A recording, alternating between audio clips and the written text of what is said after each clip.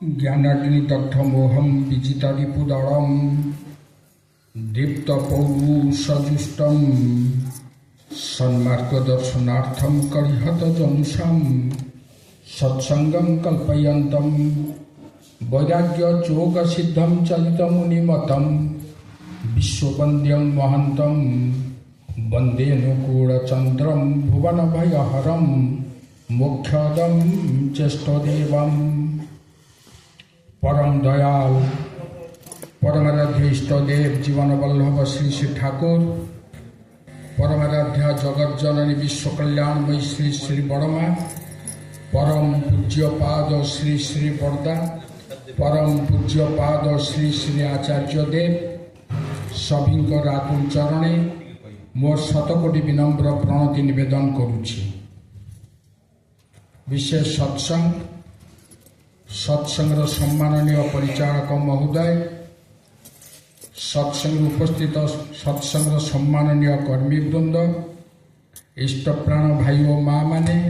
पिला माने सुधी सज्जन मंडली समस्त को और आंतरिक प्रीति शुभेच्छा जय गुरु जनाऊँगी। जो उद्देश्य सत्संग भल भाव आपने अवगत अच्छा एक श्रद्धांजलि सत्संग श्रद्धांजलि अर्पण करिबार कथा मु प्रथमे आसी इठी पहुँचली पहुँचवा परे से विदेहात्मा फोटो पाखरे पुष्प दे श्रद्धांजलि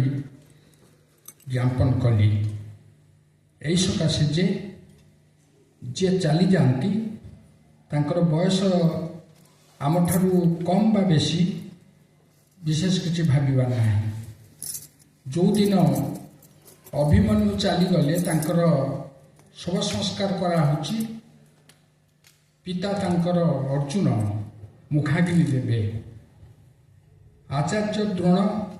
कृपाचार्य ठारू आरंभ करी वरिष्ठ जो माने बहु वयस्क व्यक्ति जो माने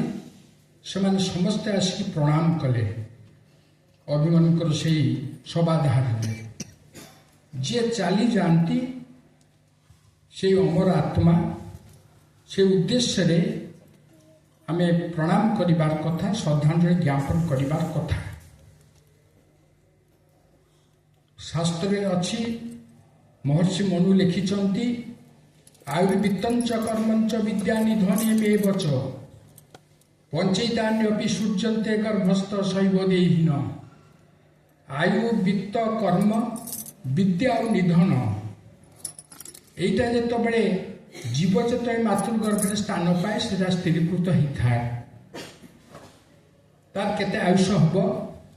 केते पैसा से रोजगार कर कि कर्म कर निधन माने मृत्यु कहार केमिति केतबे कोठी हम एटा स्थिरीकृत हो सारी है मातृगर्भे तेणु किए आग जीवे किए पछरे जीवे कहीं तो जीवेनी शरीरटा जीव এই শরীরটা যেতবে জীব